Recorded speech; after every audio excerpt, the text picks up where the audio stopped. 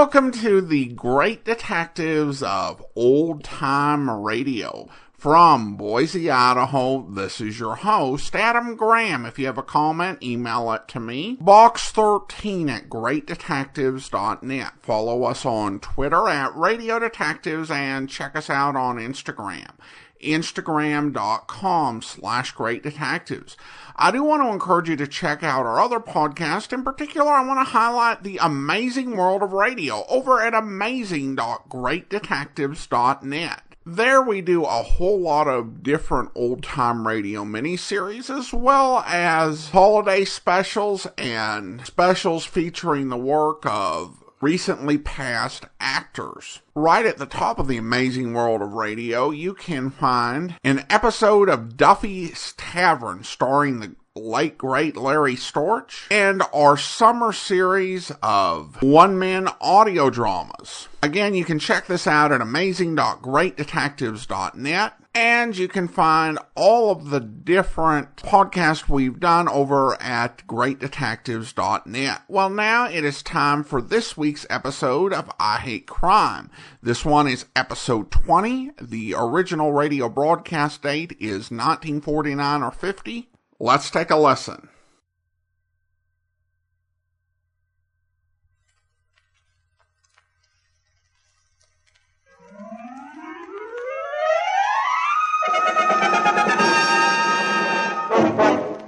One minute I was just walking along. The next, I was hitting the sidewalk. I rolled and twisted my way into Rose Street. None too soon. I'd seen one of the gun flashes from the shadows of the GPO across Pitt Street. Holding my gun ready, I waited. There'd been only one or two people around, but there weren't any around anymore. A few minutes passed. When nothing happened, I went up Rose Street, turned into Castle Ray Street, grabbed a cab, went home. Why had someone taken a few shots at me? I hadn't the slightest idea. When I got home, I went to work on the scotch bottle. After a few minutes... Who is it? Connors. Who? Connors? Sergeant Alf Connors. Oh. Just a minute, Sarge.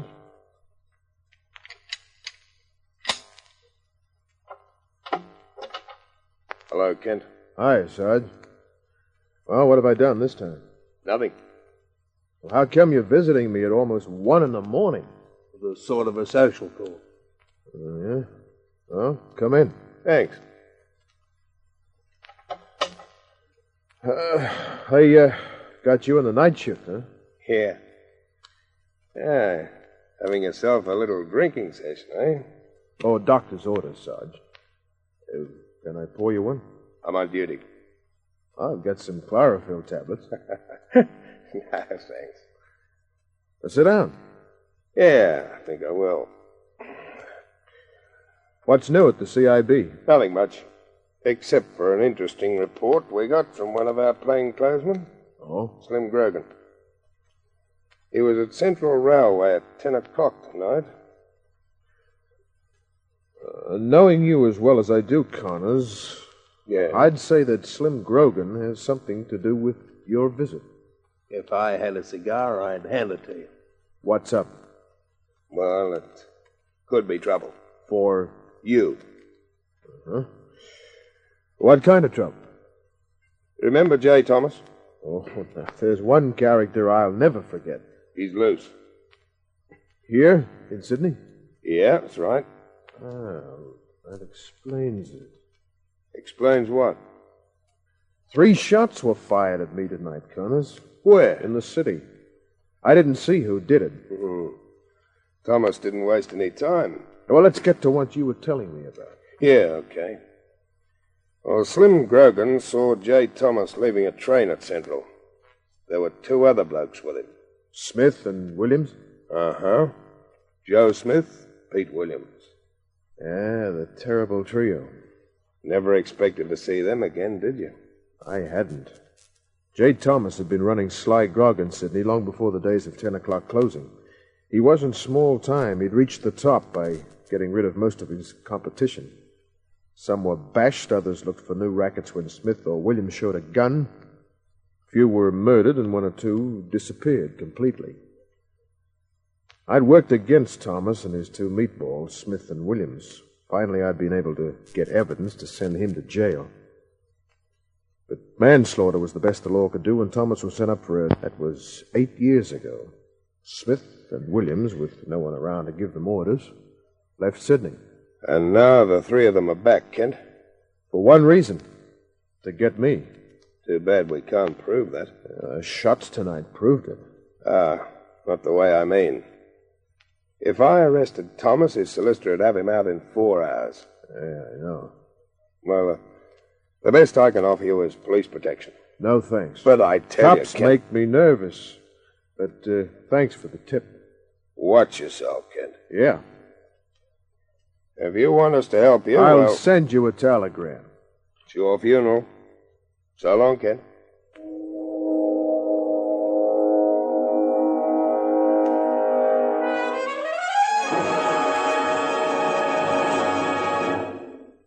I was up at the usual time the next morning. It was a slow day at the office. Made a court appearance at 3, checked again at the office, and had a few drinks. Then went to my favorite cafe for dinner. You don't mind if I share your table, do you? Why, no, not at all. Thank you, Mr. Kent. I must be getting famous. I saw your photograph in Personality magazine. Well, I didn't see yours anywhere, but I should have. Full length. Thank you. Oh, not me. You want to thank Mother Nature. Incidentally, what's your name? Gloria. Gloria Stanton. Gloria, huh? What are you doing after dinner? Well, I hadn't thought about it. Then you're not tied up? No. But now? Yes. And that was it.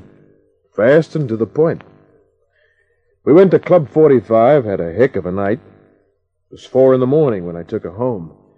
She lived in a Maruber apartment building. I'd ask you in, but... Oh, that's okay, Gloria. Oh, it's been a wonderful night. There'll be others. Yeah? Larry... Well, what are you trying to say? I'm going to explain how this started. You don't have to. I think I know. What? You were hired to take me out. And there's the guy who hired you, at the end of the hall. Larry, he's got a gun. So have I. Down! There's a stab of flame from the end of the hall. A bullet whistled by. I pressed the trigger. The guy twisted around, tried to lift his gun again. There was only one thing I could do. Larry. I'm okay. The guy was lying on his stomach. I put my toe under him, rolled him over. He was Joe Smith. 1 down, 2 to go.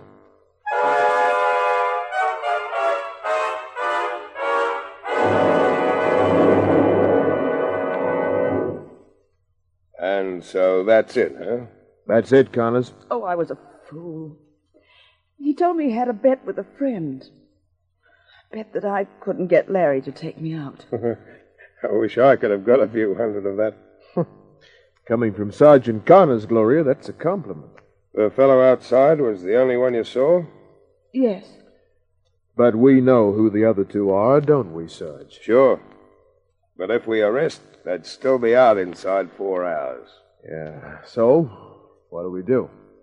If you're smart, you'll accept my offer of police protection. And lose my professional standing? I figured you wouldn't be smart. Well, there's nothing more I can do. Will you be wanting me, Sergeant? Yeah. Don't leave town. All right. You can give me a lift home if you don't mind, Sarge. Okay. Larry. It's all right, Gloria. Oh, Larry, I'm so sorry about Forget it. this. Will I be seeing you again? Sure. Get some sleep. I'll give you a ring, probably tomorrow. All right, Larry. I went home and slept with my .38 beneath the pillow. Nothing happened the next day except that Gloria and I went out again. During the week that followed, I took her out a few times. We got to know one another pretty well. Larry. Larry. Yeah. Nice girl, Gloria. I didn't describe it, did I? She had dark brown hair that was alive with red glints, small nose, big eyes, wide, generous lips. A figure? Look at Venus de Milo, had arms, and make some general improvements all over, and that'll give you an idea. But only an idea. It was in the early hours of the morning. I'd garaged my car, was walking towards the steps of my apartment building. Hello, Kent. What? Don't go for your gun, dear boy. Mr. Williams and I are both holding revolvers. Oh, hello, Thomas. It's been a long time. Too long, dear boy. I've been so looking forward to this. Thomas and his pet gorilla, Pete Williams, stepped from the shadows. Williams was big and ugly with a smashed face. J. Thomas was tall, thin, scholarly. His gold glasses glinted in the light of a street lamp. His face was pinched and prison gray. He looked nothing like what he was. A cold-blooded killer. You had a spot of luck with Mr. Smith, didn't you? He's not going to be so lucky this time. Quite, Mr. Williams. Quite. Come on, let's get it over Please, dear boy. Not so impetuous. Mr. Smith was impetuous, and, alas, he's dead. with. Yeah, but... I was 8 years in prison, remember, dear boy? After 8 years, I deserve a few moments, don't I? What do you think, Mr. Kent? Well, as far as I'm concerned, you can talk for hours. No doubt. No doubt. But I'm afraid we can't spare all that time. Oh, you've no idea what a delicious moment this is. How I've looked forward to it. Dreamed of it. Let's put a couple of slugs in him and get out of here. I am making the decision, Mr. Williams. As I've instructed you so many times in the past, you are not to question my actions. Understand? Yeah, that's understood, Mr. Thomas. Fine. Look, why don't you boys come upstairs and we'll have a nice cup of tea or something? Oh, he's so amusing. Isn't he, Mr. Williams? Amusing because he has only a few seconds in which to live, in which to regret having investigated me 8 years ago. There was only one thing to do. Go for my gun and hope to get a few shots in before they burn me down. Aim low, Mr. Williams. I went into action, took a dive. Kill him! Kill him, man!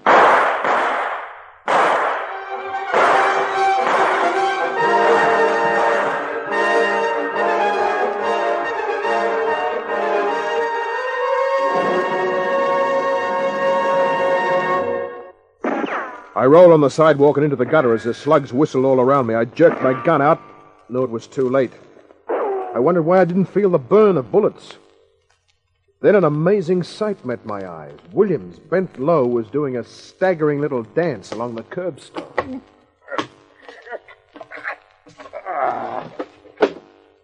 Thomas was nowhere to be seen. Into the lane, after him. It was Connors. Sergeant Connors. Kent, I was never so glad to see a cop. was that Thomas who got away? Yeah. Oh. Hey, what's going on? All right, everybody, get out of the way. This is police business. I'll help you up, Kent. Come on. Thanks, Connors. Yeah. I never thought I'd say this to a cop, but I love you.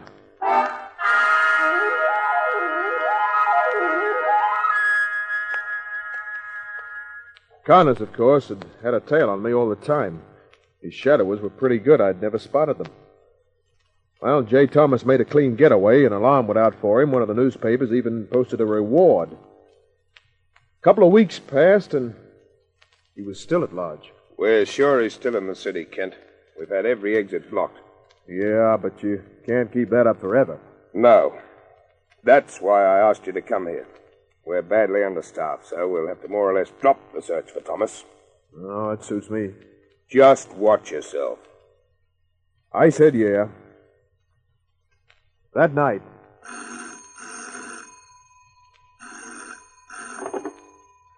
Larry Kent speaking.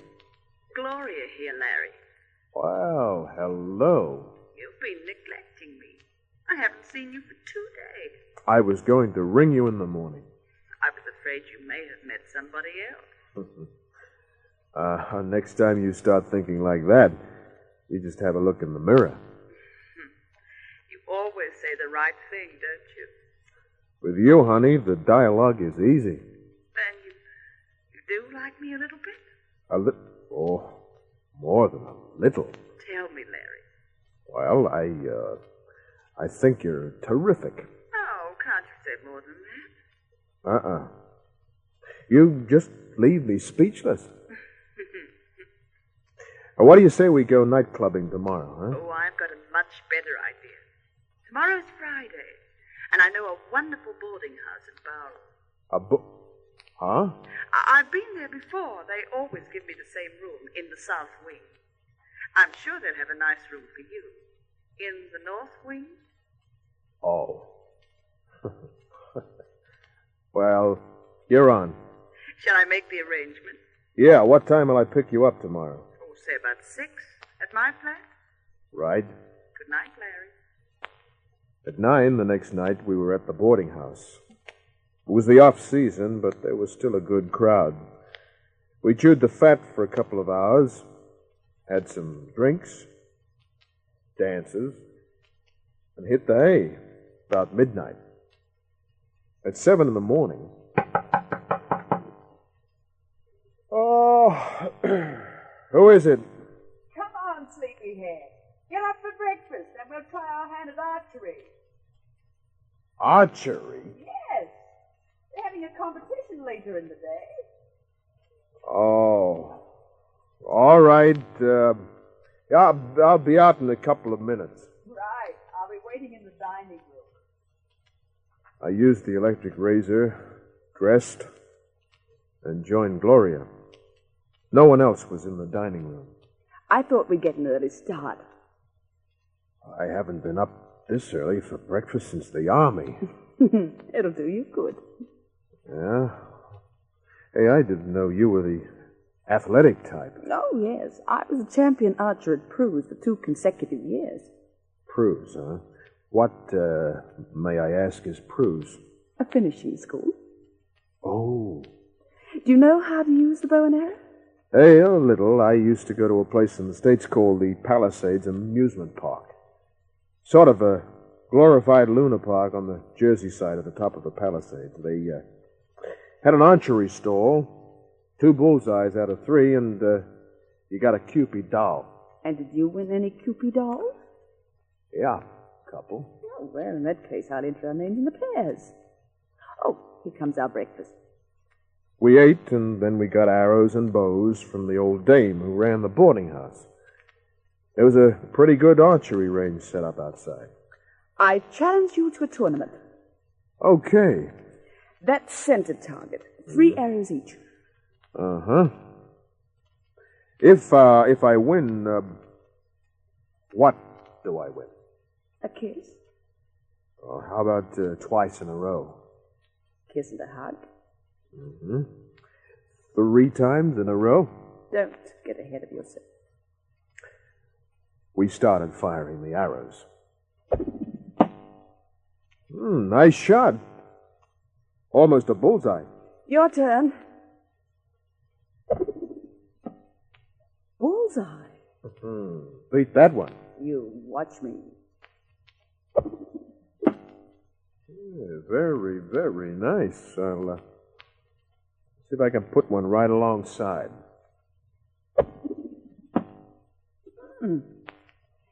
Must have spent a lot of time at that archery stall. It was run by a couple of sisters. Both of them redheads. Oh, I begin to understand. It's your shot. Good. That's nice shooting. I'll have to score another bull to win. Well, don't miss, Larry. I'm looking forward to presenting the prize. Take it easy. You make me nervous. Here goes. Congratulations. Well, never mind about the congratulations. Come on, let's make with the prize-giving ceremony, huh? With pleasure.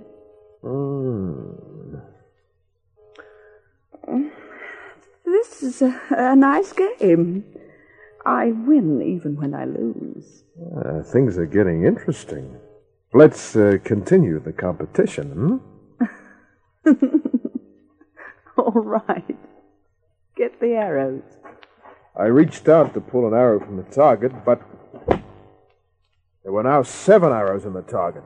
Larry, over there. About 50 feet away, standing beside a tree, was J. Thomas. He was fixing an arrow to the string of a heavy longbow. I jerked his arrow from the target. It had a wicked-looking hunting point. He drew the bow just as I stepped behind the target. I fixed the arrow to my bowstring, stepped clear of the target, let go. My arrow got him on the left side. He turned and ran into the trees. I pulled a few arrows from the target. Larry! I'm going after him. Call the cops.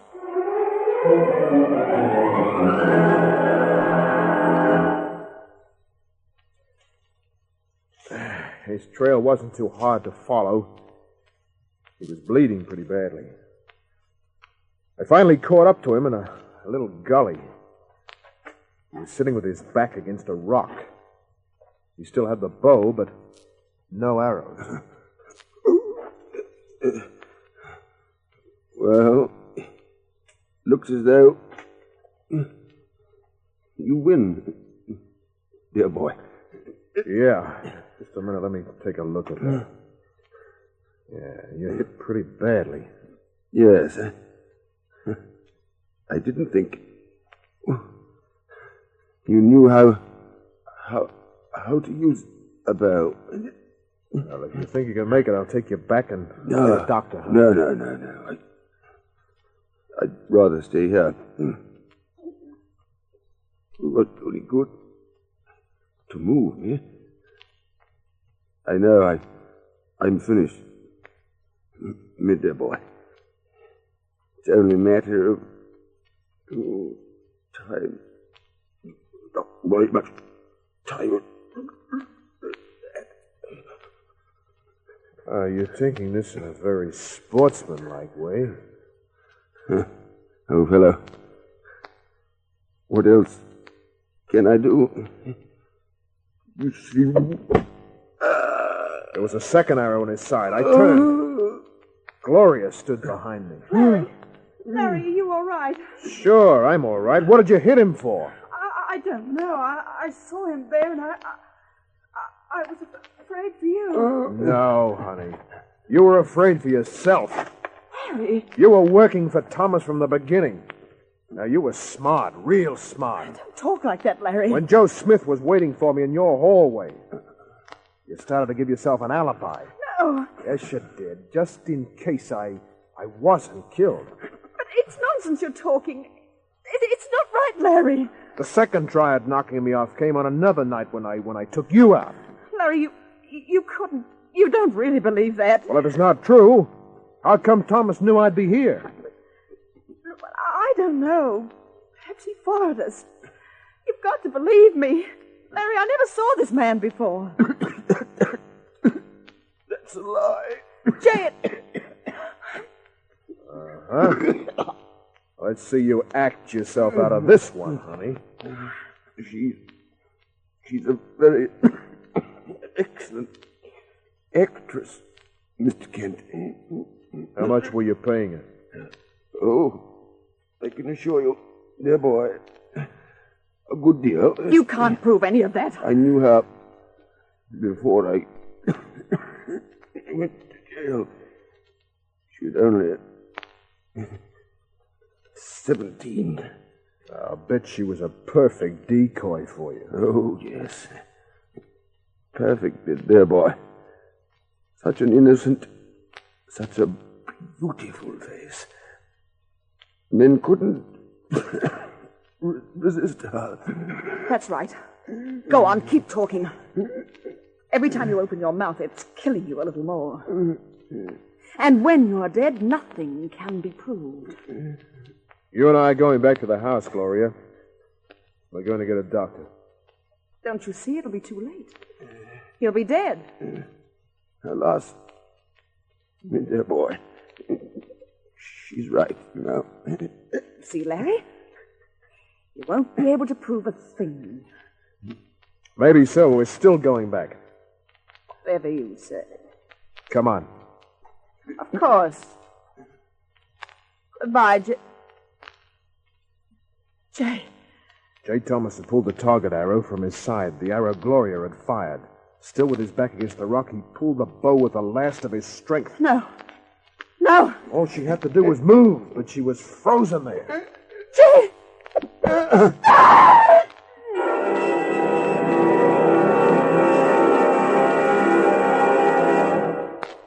I took one look.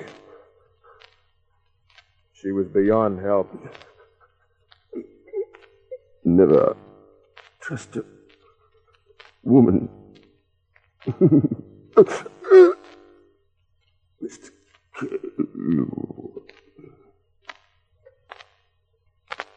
Maybe you've got something there, Thomas.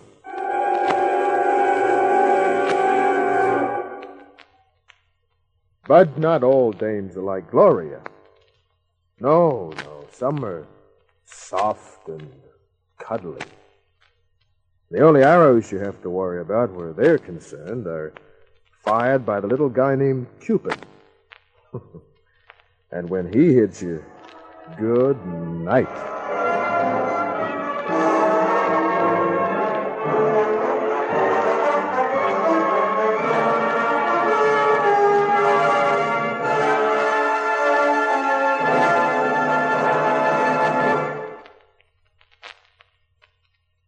Welcome back. That may have been one of the deadliest archery scenes we featured on the podcast. Only episode I can think of that dealt really strongly with archery was the Robin Hood episode of Philip Marlowe. Putting another arrow into the last killer was probably an unnecessary move by his accomplice.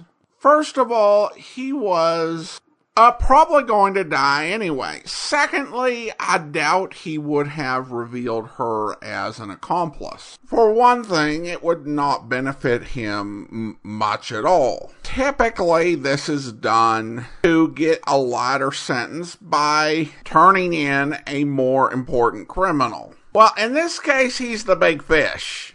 So it's not going to benefit him at all. And he doesn't strike me as the sort of guy to do it just out of spite. I mean, for a homicidal maniac, he seems like a really nice guy. I mean, how many men who have spent weeks in a desperate vendetta will be thoroughly gracious in defeat as they lay bleeding out on the ground, victims of their quarry, and fondly refer to him as dear boy? It shows right there that there's a better class of psychopaths, and he represents it well. I mean, this guy is so honorable that he didn't decide to take unfair advantage of Larry and, brought a gun along. I mean, his thought process must have been, I could bring a gun along and that would give me a better chance of shooting him. But I'm already surprising him, so using a gun, that just wouldn't be cricket. I mean, what a guy. She brought about her own death by misjudging this kind, gentle murderer. When Larry was shot at in the first scene, he referenced the GPO and being near Pitt Street. Well, the GPO is a very interesting building in Australia and in its largest city. And I'm going to apologize in advance because last time I did an Australian program, I was informed that I was not saying the name of this city correctly. However, I'm going to try again, and I hope I don't say it incorrectly. I do know that you can have some very subtle differences. For example, in Idaho, people have an issue with folks who call our capital city Boise instead of Boise. So the GPO is actually the General Post Office, Sydney. Its primary material is Sydney sandstone, which was locally mined in New South Wales. It's built in a Victorian Italian Renaissance style, and its northern facade along Martin's Place is 114 meters or 374 feet. It's a gorgeous piece of architecture. There are a lot of great pictures of it online. It was the headquarters of the Australian Post, certainly would have been in Larry Kent's time, and it continued with that status until 1996 when facilities were relocated and the building itself was privatized and renovation was done. So now it's a heritage listed landmark building, and it's full of a lot of different shops, restaurants, and various offices. So another example of I Hate Crime utilizing a local landmark to give the series a real authentic flavor. Listener comments and feedback now, and we have an email from Nancy who writes in regarding episode 6, which we played back on September 20th. She said, Adam, I must have been as excited as Sam to have Effie back today, and I think that's the previous day's episode of Sam Spade, because I had to listen to the episode twice to be sure who had done it. And I almost went for a third listen, as tomorrow's I Hate Crime sounded like another story that was done recently on another show. Please tell me I'm not losing my mind, okay? An Australian show doing an American rehash? Details, please. Well, Nancy, this is an interesting question. Now, if the episode numbering that has come down to us is correct, that episode was episode 6. It was written in 1949 or 50, and according to Ken Wayne, the star, he had enlisted the help of an American expatriate to help write the series. There are, I think, two main possibilities. Possibility number one, with many of these detective programs, there are a lot of very, very similar plots. And I don't think that that particular episode of I Hate Crime was like shockingly innovative. It's the type of story that any writer of detective fiction who was genre savvy probably could have written.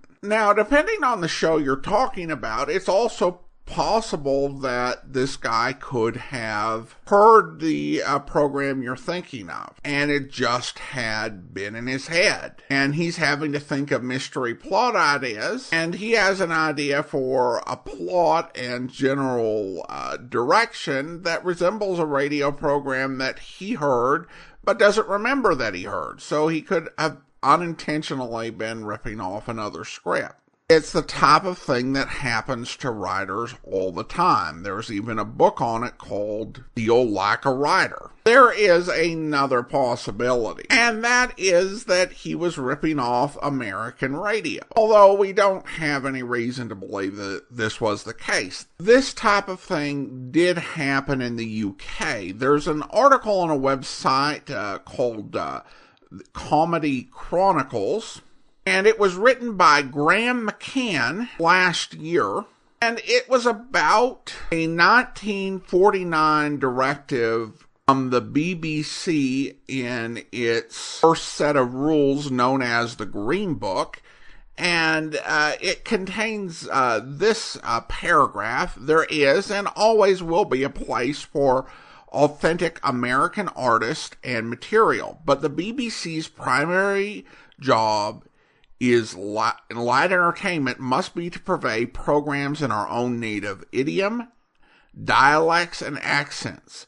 The Americanization of British scripts, acts, and performances is therefore most actively discouraged. Now, Mr. McCann is dimly on some academics that have come along and, according to him, not known what they were talking about and thought that this was, kind of a xenophobic or idea of being insular to protect Britishness. And he writes, the fact is that as a number of writers and producers working at that time have since confirmed to me, there was a real fear of potential scandal lurking beneath the surface of these words. Yes, some of the BBC's executives were indeed unimpressed by hearing performers from Putney or Preston trying to sound as if they hailed from Brooklyn or Boston, and yes, they were also keen to see more programs engage with distinctively British themes and situations rather than ersatz American ones. But there was far more to it than that. They were also desperate to stop British program makers stealing from American shows. The practice, a kind of dark web of derivation, had been going on since the 1930s, throughout the Second World War, but by the late 1940s, it had spread alarmingly throughout British entertainment and was basically out of control. A whole generation of budding comic writers desperate to make a mark in the medium has realized that the easiest way to come up with an abundance of good quality material was to quote-unquote borrow it from American radio, where far more so than in Britain, whole teams of experienced writers were churning out masses of gags on a weekly basis. The main source of it all for the British was shortwave radio. Warm up the wireless, they realized, and they could have American writers quite unwittingly supplying free scripts for British shows. And Mr. McCann goes on, and there's, documentation and people he talked to who can confirm that this sort of thing happened. And that the Green Book didn't really fix things. There were developments in the UK, and then there was the fact that American radio programs were going away in the early to mid 50s, and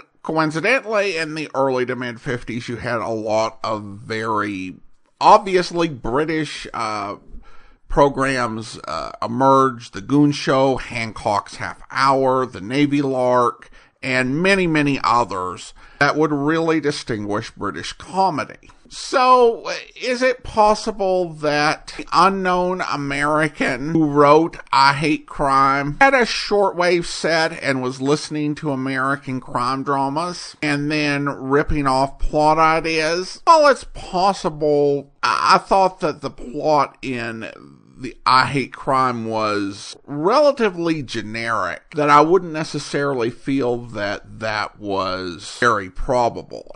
Now, of course, that's not to say that all script reuse would be something like that, because, of course, many American scripts were bought and adapted to Australian audiences due to Australian laws at the time, which regulated the importation of non-Australian entertainment. But with I Hate Crime, that's just not how that series worked. It was noted for being a series that was an original written in Australia. And so, yeah, they wouldn't be importing scripts from the States. So I lean towards coincidence, but if anyone has any conflicting information, I would definitely be open to hearing it.